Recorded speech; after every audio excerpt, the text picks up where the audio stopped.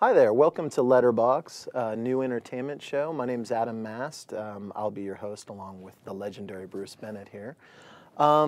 Just to give you a little insight about myself, I write for a website called zbowman.com, and I write for The Independent here in St. George. I don't really fancy myself a film critic. I'm more a guy that just really loves movies, really likes to talk about them, and that's really what this show's about. Without further ado, I'll hand you over to Bruce Bennett, my lovely co-host. Hey, thank you. Welcome to Letterbox, and we're here at Pineview 10 Theater, and we're going to be talking about the Oscars today. So let's get right to it, Adam. Yes, sir. What have you got to say? Well, we're going to talk about our first nominee for Best Picture, and that would be BrokeBack Mountain. We don't really need to introduce that movie. It's been flooded with all kinds of controversy. And I really like this film a lot. I think that it's the front runner. I really do think it's going to win Best Picture, barring an upset by Crash, which is actually my favorite film nominated. And what do you think? Don't get ahead of yourself. We don't want to tell people anything, Okay. but BrokeBack Mountain certainly has all of the controversy, certainly has all the hype. And if this year is remembered for anything 5, 10, 15 years from now, it'll be the BrokeBack year. Yes. Probably does have a lot of momentum going into the Oscars, which are Sunday, March 5th. Certainly is a leader. In my opinion, as a lot of people know out there who read my column, I was not a big fan of this movie. I thought its purpose was to be a romantic tragedy, and I found it not to be romantic or tragic in the least. And However, I found it to be both. Thank you very much. Yeah. And, but I do feel that the performance were worthy and the direction was very sensitively handled. So please, no more emails, but I feel the movie is overrated, yet a groundbreaking movie. And beautiful. Great Beautifully shot. cinematography. Ang Lee did a great job, and I do find the movie tragic.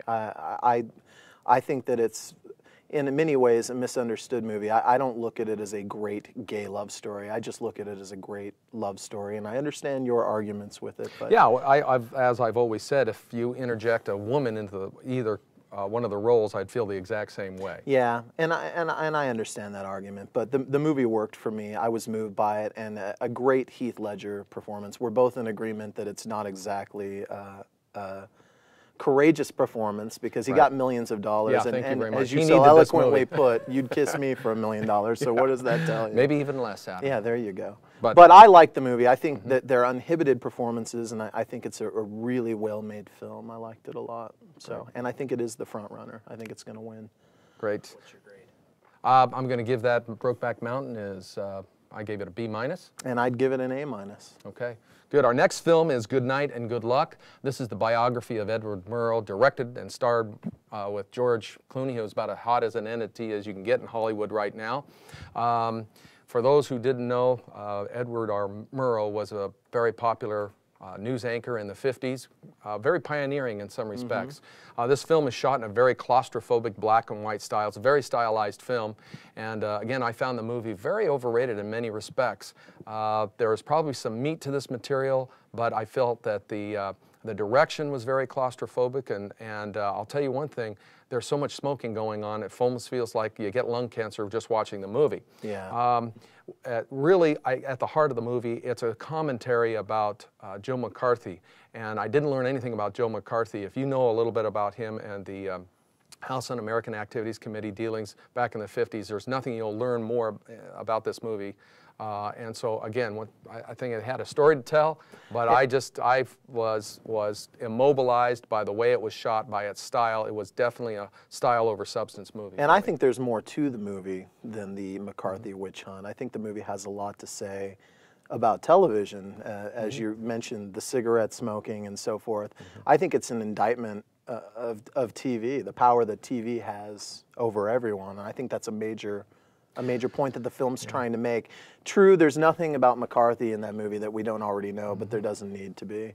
And you know, even though he's sort of the villain of the story, I don't think that George Clooney villainizes him as much as a lot of other filmmakers would. I mean, this isn't like what Michael Moore does to George Bush in Fahrenheit 9/11. I think that there's a better balance there, and I think it's an extremely well-made movie. Yeah, it's certainly relevant. There's no question about that, and I felt like if you're going to be relevant today, let's make a true commentary about it. Don't force us to read between the lines about what you're trying to say. So I think a lot of people will come away from this movie kind of scratching their heads if they can get through it. Very monotone delivery in its presentation.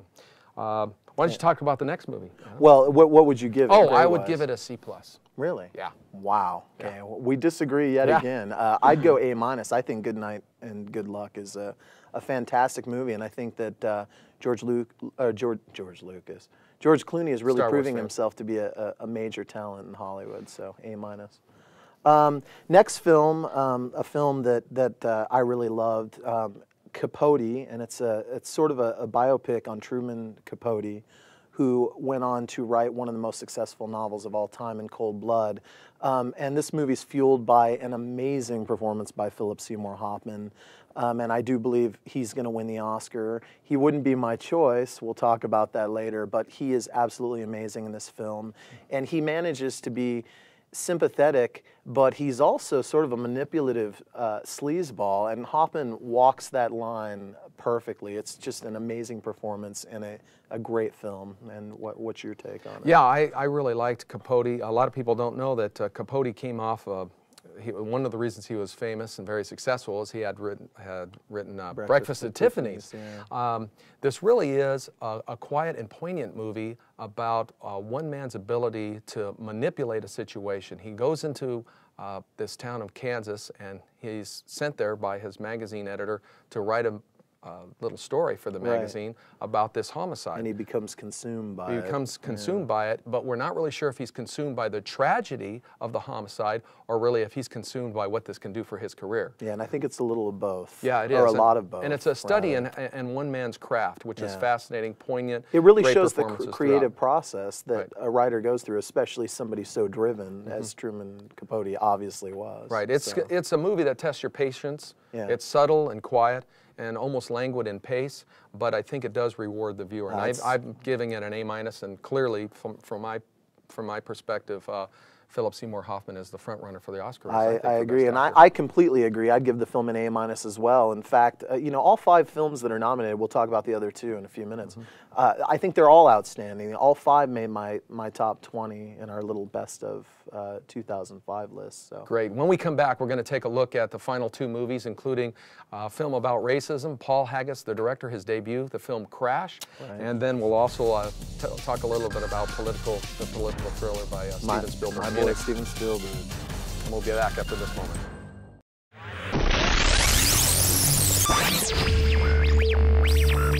Welcome back to Letterbox. My name is Bruce Bennett. I'm here with my co-host Adam Mast, and we're talking about the Oscar Best Picture nominees. We've already talked about 3 of them.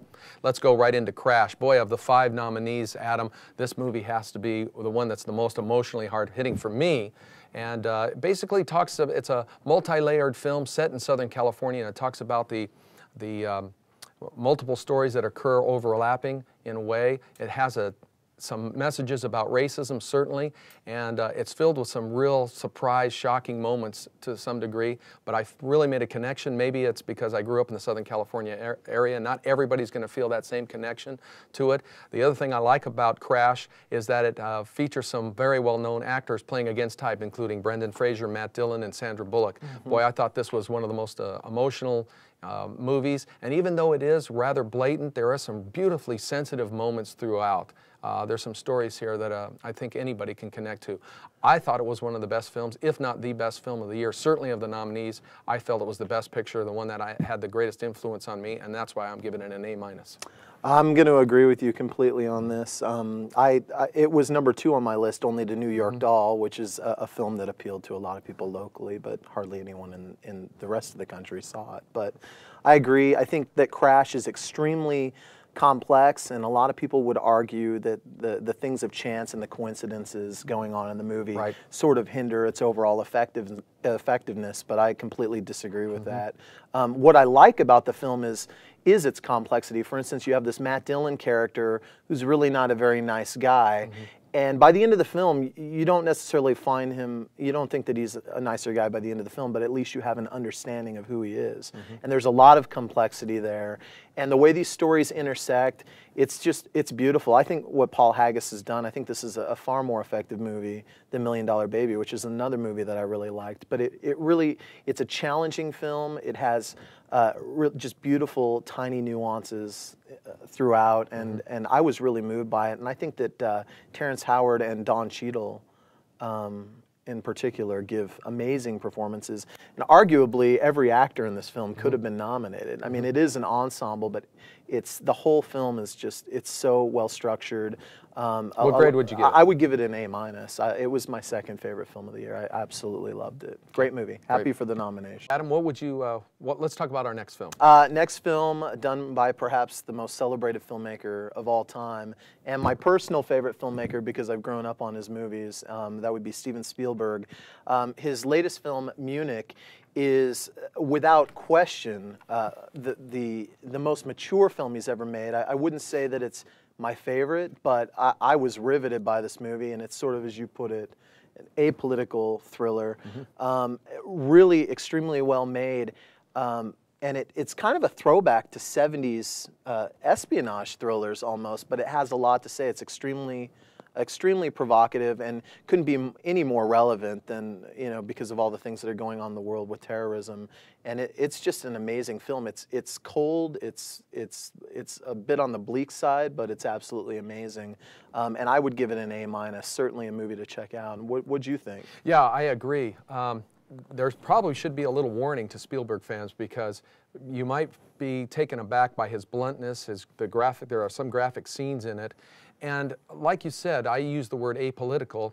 He has been criticized from both sides because people feel that it's either pro-Palestinian or not pro-Israeli enough. As you know, it takes place in the aftermath. It's not about the Munich tragedy of the 1972 Olympics, which is very relevant coming off the Olympics just recently.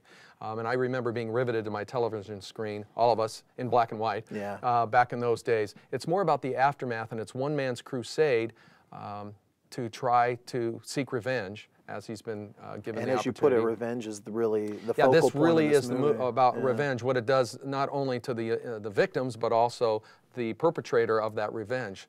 He's not your typical hero, and yet, besides the political aspirations, or not even aspirations, the political undertones of the movie. It's a great thriller. It's just a great thriller. Nobody frames a movie, nobody shoots a movie like Steven Spielberg. He's still got it, and shot in record-breaking time, I might add. Right. So. While there's a lot of hype about Syriana, this is the movie to see if you want to be glued to the edge I like of your Syriana, seats. But he's right. Munich's a better film. I'll give you that. Great. We're going to go to commercial in the break now, and Adam, why don't you tell us what we're going to go into next? Do you know?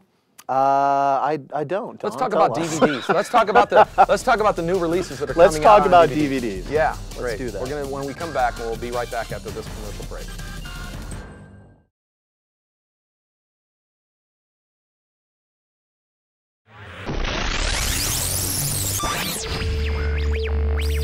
Welcome back to Letterbox. Why Letterbox? Because it's so much better than full screen. We're going to talk about some DVD releases now. And the first one up is very special to me, very underrated. It's called Hustle and Flow, and I think it contains the best performance of the year in the form of Terrence Howard. He's considered a dark horse in the Best Actor race. I would love to see him win it, not to discredit Philip Seymour Hoffman, whom I also think gives an amazing performance, but Terrence Howard, to me, has fashioned the most unique character of the year. He sort of plays a pimp in the Deep South who becomes a rap star, which in of itself sounds like it wouldn't really work. But this movie it's amazing. It's kind of an underdog tale, like Rocky or something like that, but it's extremely well done. The music's catchy. Terrence Howard's incredible, and if you've ever seen this guy in interviews, you'd think there's no way this guy could play the character that he's playing in this film. I mean, in interviews, he talks about how much he loves John Mayer and Kenny Rogers and artists like that, and here he is playing this hip-hopster thug, and it's an amazingly beautiful performance. The guy's sympathetic even when he's doing things that really aren't all that nice. I really love this film. I was so happy to see it get a Best Actor nomination and a song nomination, and I would absolutely love to see the song win, and if you've seen the film, you know exactly what I'm talking about. I adored this movie. I gave it a B+, and you have you seen it, Bruce? I'm like a lot of people who didn't see this movie, and I think you're the hustle, I'm the flow. There you go. But I'll take that if you as a want to think about compliment. this year, too, including all of the Oscar nominees, this is a year in the Oscars that does not feature a lot of big films. that a Nope, lot of people didn't see arty these films. stuff. Yeah. As we have learned over the last few months, very few of these prints were made available. Hustle and Flow is one of them. So a lot of people didn't see that film, but I'm going to talk about a film that a lot of people saw, Walk the Line. And one of the things that's great about this particular category is we're talking about Best Actor nominees, and this might be the most exciting category this year. You've got Terrence Howard, as you mentioned, breakout year for Terrence Howard. Joaquin Phoenix, and Philip Seymour Hoffman, Matt Dillon, certainly.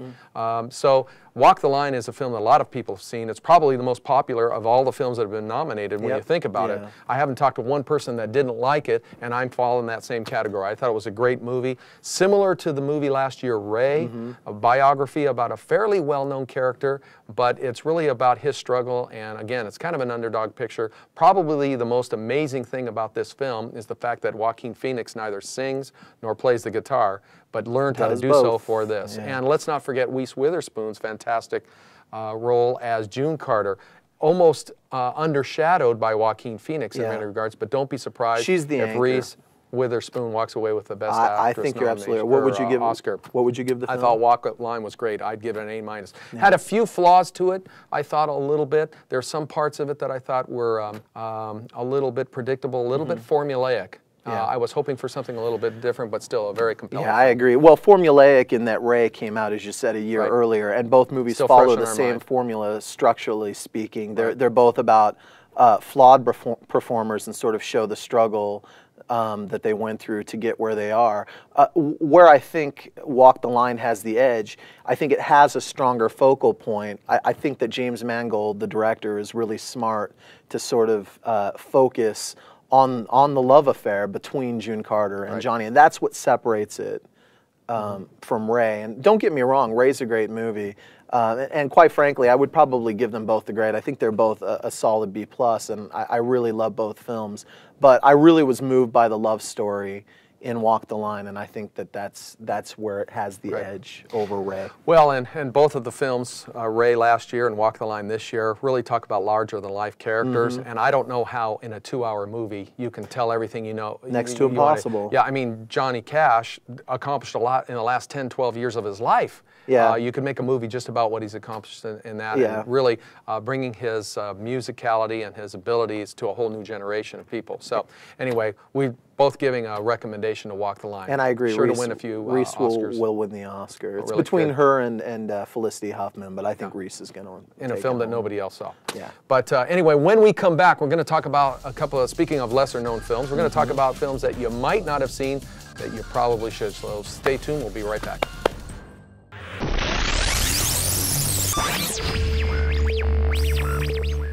Welcome back to Letterbox, the greatest movie show in the world, and I'm not ashamed to admit it. You agree? And we're the critics, so we know. Great minds think alike. Anyway, we're going to talk about a couple of films that Bruce and I are personally looking really forward to. I'm kind of going to cheat. I'm going to talk about a film that I actually had the opportunity to see at Sundance. It's called Thank You for Smoking, and it's directed by Jason Reitman, son of legendary comedy director Ivan Reitman. I love this movie. Thank You for Smoking sort of makes the film sound as if it might be a satire on smoking. Actually, it's not. It doesn't advocate smoking necessarily, but it's more of a straightforward comedy, and I really love this film. It stars Aaron Eckhart as Nick Naylor. He's sort of a tobacco industry lobbyist who goes around the country arguing in favor of smoking. Now that in itself doesn't really sound funny, but as presented in the film, it's a riot. This movie has big laughs, and I was in hysterics from beginning to end. I really don't think there's going to be a funnier movie this year. It's opening March 17th. We're hoping that it will come and play in town, but it is going to go on a limited release, and then it'll go wide later on. And it's an extremely funny movie. I think you would like it. I think the audience would really like it. It's a really funny film.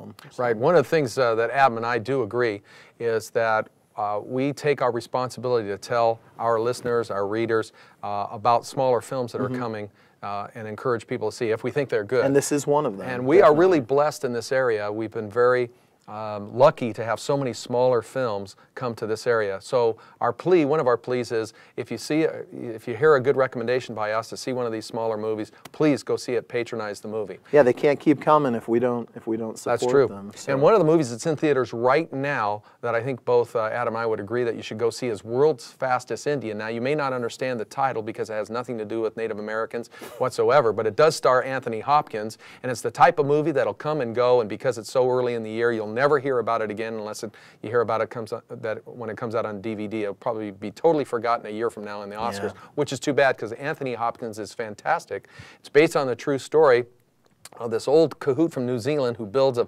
motorcycle by hand, and it's basically a road trip movie of how he tries to get this motorcycle from New Zealand to the Bonneville Salt Flats to race it. And like I said, it's part road trip, part action adventure film, definitely a film about an underdog who is just willing to do anything for what he believes in. A fantastic smaller film. Probably your older kids would enjoy it more so than the younger kids, but do not miss World's Fastest Indian. I would definitely give it an A-.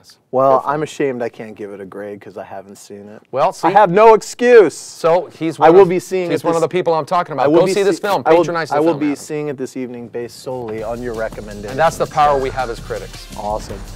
Okay, so we're going to go to break. When we come back, we'll give you a recap of everything we've just discussed. Welcome back to Letterbox, and right now we're going to recap the movies we talked about on today's show, starting with the groundbreaking but not heartbreaking for me, BrokeBack Mountain, which I gave a B-, as I recall. Right, that you recall correctly. I got to disagree with you. I think this movie is more powerful than you're giving it credit for. I give it an A-. I think it's a beautiful love story, very tragic, fueled by really amazing performances. On to Crash. Crash is clearly my favorite of the top 5 nominees. I'd love to see it pull the upset. I think it's an astonishing, complex character study about race relations. I'd give that film an A-. If the Academy members see through the hype of BrokeBack Mountain, this could sneak the Best Picture Oscar. Crash, I agree with you, A-. Now on to a film that should come with a Surgeon General's warning, Good Night and Good Luck, sorry, which is my recommendation for all those who have to see this movie. Actually, not that bad of a movie, but I did give it a C-. Yeah, I think that film, again, is much better than you give it credit for. I give it an A-. I think George Clooney is really proving himself to be a major Hollywood player. Really good work, very talented director. I really liked it a lot. And on to Capote, another really, really outstanding film fueled by an amazing performance by Philip Seymour Hoffman. I give that film an A-. A lot of great movies up there. Yeah. Very good performances throughout. I agree. It's a quiet, poignant biography, nonetheless very compelling, and I too give it an A-. And our final film, we're both Spielberg fans, as you know, and we both loved, even though it's very non-traditional Spielberg, Munich, the apolitical thriller about the aftermath of the 1972 Olympics, which I'm giving an A-. I'm giving an A- also. I have to be honest, when I first saw that film, I felt emotionally detached. It's cold, it's a chilly experience, but extremely rewarding. Definitely the most mature artistic piece in Spielberg's illustrious career. I love that film as well. Great. We want to thank you for watching. We hope you'll watch continuously. And this is Letterbox with Bruce Bennett and Adam Mast. And we call it Letterbox because we don't want you to miss a thing. We'll see you next week.